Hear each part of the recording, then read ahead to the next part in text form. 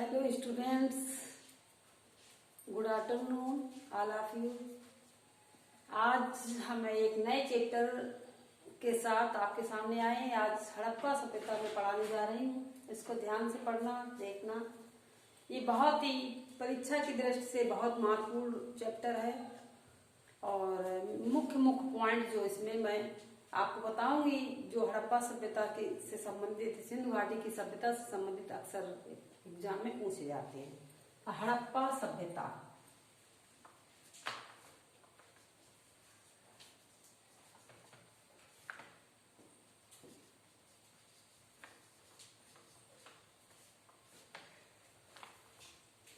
जिस तरह से विश्व में अन्य सभ्यताएं, यानी विश्व की अन्य नदी घाटी सभ्यताएं थी, जैसे मेसोपोटामिया की सभ्यता, मिस्र की सभ्यता, दजला फरात की, क्रीट की सभ्यता, चीन की सभ्यता, सुमेरिया की सभ्यता, उसी प्रकार से भारत में, भारतीय उपमहाद्वीप में एक सभ्यता थी हड़प्पा सभ्यता या सिंधु घाटी की सभ्यता। हड़प्पा सभ्यता एक रीजन है इसका, हड़प्पा सभ्यता कहने का। और सिंधु नदी के किनारे अधिकांश जो स्थल प्राप्त हुई, इसका जिसे सिंधु घाटी की सभ्यता भी कहते हैं। और हड़प्पा सभ्यता इसलिए इसे कहा गया क्योंकि सबसे पहले जो है हड़प्पा सभ्यता की खोज हुई थी। हड़प्पा सभ्यता की सबसे पहले खुदाई थी। हड़प्पा सभ्यता सबसे पहले हड़प्पा स्थल प्रकाश में आया था। तो हड़प्पा सभ्यता के विषय में 1826 में चार्ल्स मैसन ने हड़प्पा के 2 टीलों के बारे में सबसे पहले उल्लेख किया था। चार्ल्स मैसन ने 1826 में, लेकिन इस पर कोई ज्यादा विशेष ध्यान नहीं दिया गया। लेकिन 1853 से अलेक्जेंडर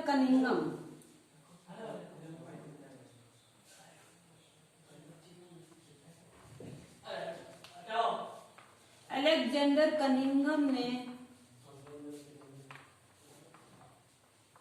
जो प्रथम खोजकर्ता थे, अन्वेषक थे, तो इन्होंने 1853 में सबसे पहले हड़प्पा सभ्यता, यानी हड़प्पा से इन्हें एक मुहर प्राप्त हुई। 6 अक्षरों वाली एक मुहर प्राप्त हुई। क्या प्राप्त हुआ? मुहर, जिसमें 6 अक्षर, जो 6 अक्षर का वर्णन है, 6 अक्षर लिखे हुए थे। तो इन्होंने बताया कि ये कोई, यहाँ पर कोई सभ्यता, यानी यहाँ पर पहले कोई प्राचीन सभ्यता थी। तो 1853 से 1861 तक, 1853 से 1861 तक कराची से लाहौर के लिए एक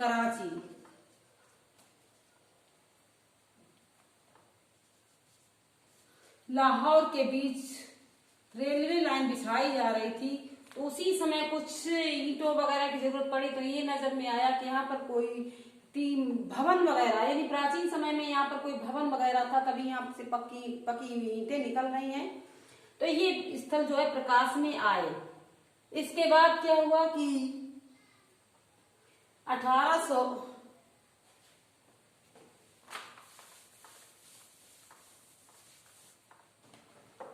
1921 ईस्वी में, 1921 में दयाराम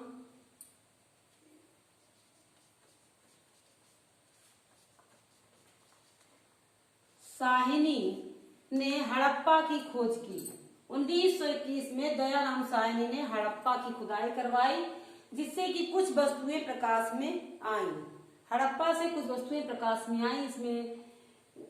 और 1921 में दयाराम साहनी ने हड़प्पा की खुदाई की। तो ये प्रकाश में हड़प्पा सभ्यता का विस्तार कहां से कहां तक था? तो ये उत्तर में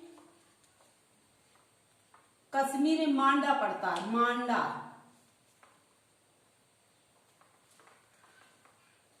कश्मीर में मांडा स्थल है, उत्तर, इसका उत्तरी छोर है। इसका पूर्वी छोर उत्तर प्रदेश के आलमगीरपुर,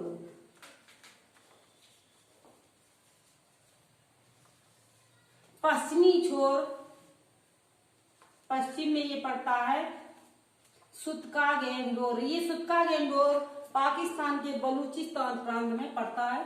सुतका गेंडोर पाकिस्तान के बलूचिस्तान में स्थल है। सबसे पश्चिमी स्थल ये है सुतका गेंदोर है, और सबसे दक्षिणी यानी महाराष्ट्र का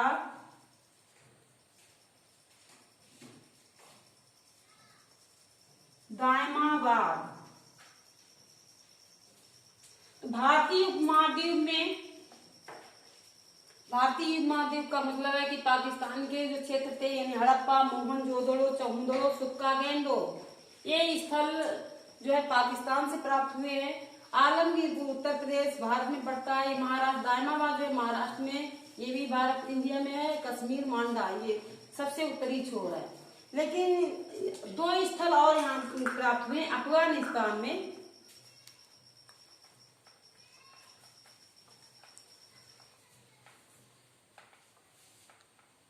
मुंडी घाट, ये सिंधु घाटी सभ्यता से संबंधित ये स्थल है अफगानिस्तान का मुंडी घाट। और तो प्रश्न अगर पूछा जाता है कि इसका सबसे उत्तरी छोर कौन सा है, तो ये कश्मीर का मांडा है। सबसे पूर्वी यानी सिंधु घाटी सभ्यता का सबसे पूर्वी स्थल कौन सा है, तो आलमगीरपुर। और सबसे पश्चिमी स्थल, अगर प्रश्न ये एग्जाम में पूछा जाता है कि सबसे पश्चिमी स्थल कौन सा है, सुतगा गेंदोर। और सबसे दक्षिणी दायमाबाद।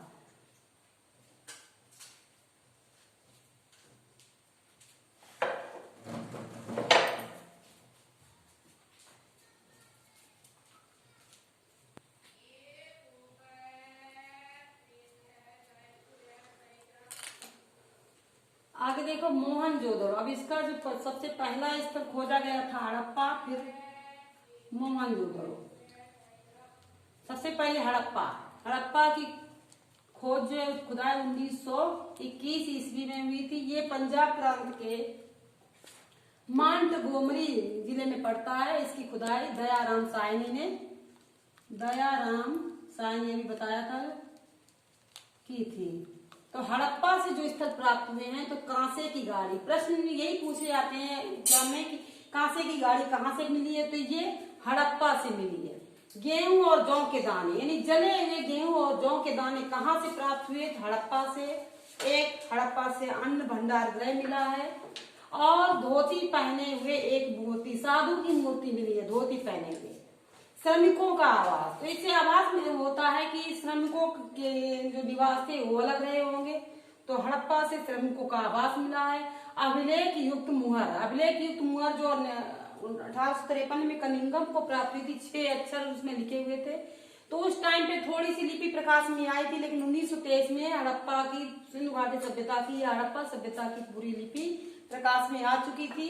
तो 1923 में पूरी लिपि प्रकाश में आई, जिसे अभी तक पढ़ा नहीं जा सका क्योंकि इसे प्रोटो हिस्ट्री यानी ये आद्य इतिहास। जब ये प्रश्न अब पूछा जाता है प्रश्न में कि आद्य इतिहास की शुरुआत कब से हुई, तो सिंधु घाटी सभ्यता से, क्योंकि जिस लिपि को पढ़ा नहीं जा सका, जिस इतिहास की लिपि को पढ़ा नहीं जा सका, उसे ही आद्य इतिहास कहते हैं। तो अभिलेख युक्त एक मुहर मिली, कांसे का दर्पण यानी कांस्य का दर्पण मिला है हड़प्पा से। तांबे का पैमाना, इससे लगता है आभास होता है कि यानी मापन की भी जानकारी सिंधु घाटी के लोगों को थी। यानी माप का कौन सा तौर तरीका था, तांबे का जो पैमाना प्राप्त हुआ है, तो इसे वहां पर विकसित सभ्यता थी, मापन प्रणाली भी वहां पर थी। तो गधे की हड्डी, तो ये गधे की जो हड्डियां मिली है, इससे पता लगता है कि हड़प्पा वासियों को गधे की भी जानकारी थी। और स्वास्तिक चिन्ह, जो वर्तमान समय में स्वास्तिक चिन्ह यानी धार्मिक प्रतीक है जो, तो वो स्वास्तिक चिन्ह कहाँ से प्राप्त हुआ है, हड़प्पा से प्राप्त हुआ है।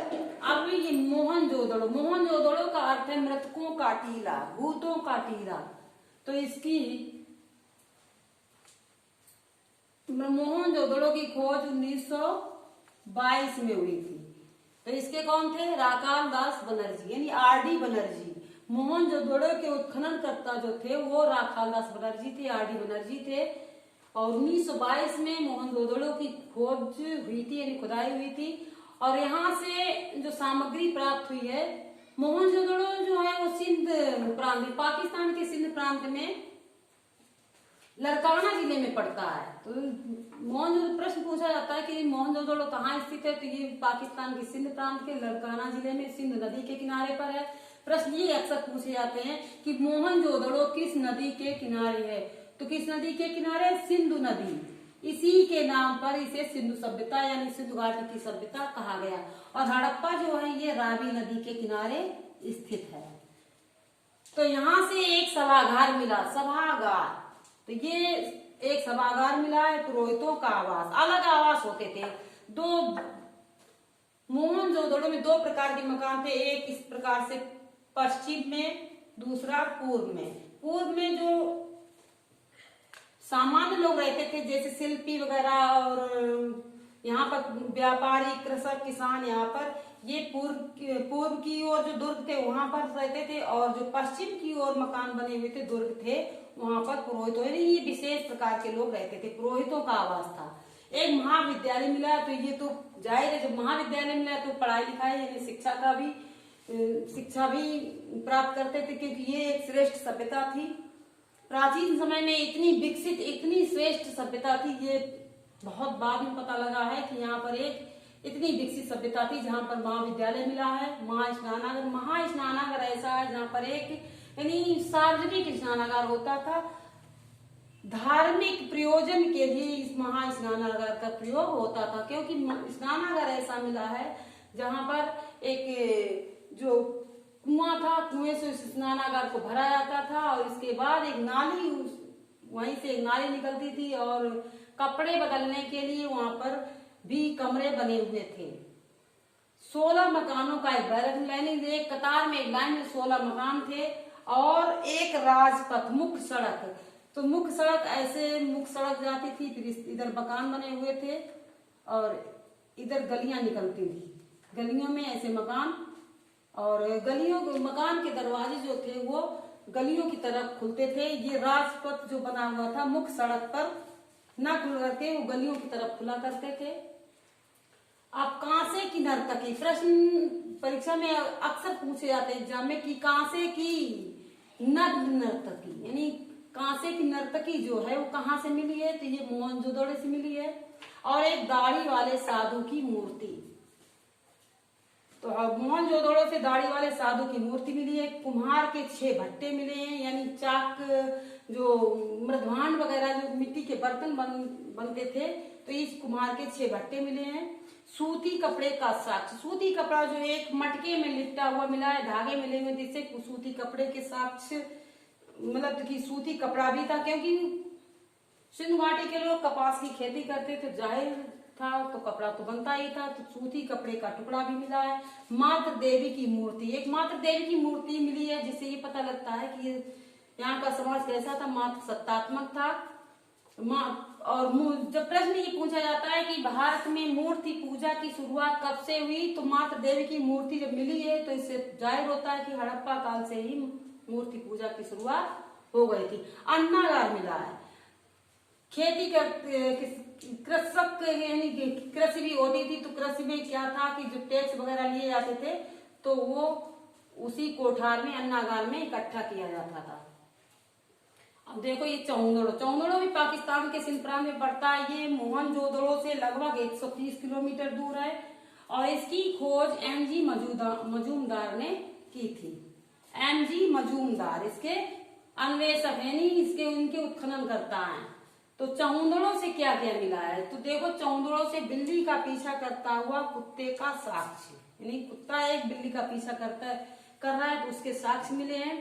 मनके बनाने का कारखाना, मनके जो मोती माला वगैरह होते हैं उसी प्रकार के ये गोल गोल मोतियों के टाइप के मनके बनाए जाते थे, तो मनके बनाने का कारखाना मिला। लिपस्टिक यानी श्रृंगार के जो भी साधन होते थे तो वो सब चौंदड़ो से मिले हैं, तो लिपस्टिक के साक्ष्य मिले, लिपस्टिक मिली है। कांसे की गाड़ी मिली, काजल, चेहरे का प्रलेप वगैरह जो भी सौंदर्य का प्रसाधन का सामान था वो सब चौंदड़ो से ही मिला है। तो इतना याद रखना कि ये चौंदड़ो से सौंदर्य प्रसाधन की बहुत से सारी वस्तुएं मिली हैं। कंगा वगैरह, कंघी, ये सब मिले हैं। 3 घड़ियाल मिले हैं। 2 मछलियों की अंकन वाली मुद्रा, जो आमने सामने मछलियां जो होती हैं उस टाइप का जो वो 2 मछलियों की अंकन वाली मुद्रा चौंदड़ो से प्राप्त हुई है। और ये सुदगा गेंडोर जो हमारा सबसे पश्चिमी छोर है, यानी पश्चिमी स्थल है। सिंधु घाटी सभ्यता का सबसे पश्चिमी स्थल सुदगा गेंडोर है। ये भी पाकिस्तान के बलूचिस्तान में प्राप्त पड़ता है। तो इसके खोजकर्ता जो थे, इसका उत्खनन करवाया आर्यनस्टाइन ने सुदगा गेंडोर। तो सुदगा गेंडोर से मनुष्य की अस्थियां मिली हैं।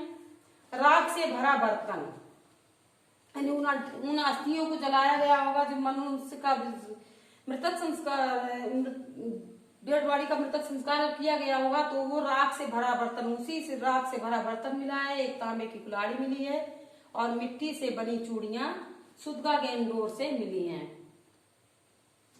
तो आज के लिए इस वीडियो में इतना ही। अगला टॉपिक अगले दिन, ये सिंधु घाटी सभ्यता कम से कम 3 पार्ट में जाएगा ये, क्योंकि ये बहुत बड़ा टॉपिक है। और अगर वीडियो अच्छा लगा हो तो प्लीज लाइक करना और सब्सक्राइब करना ना भूलें।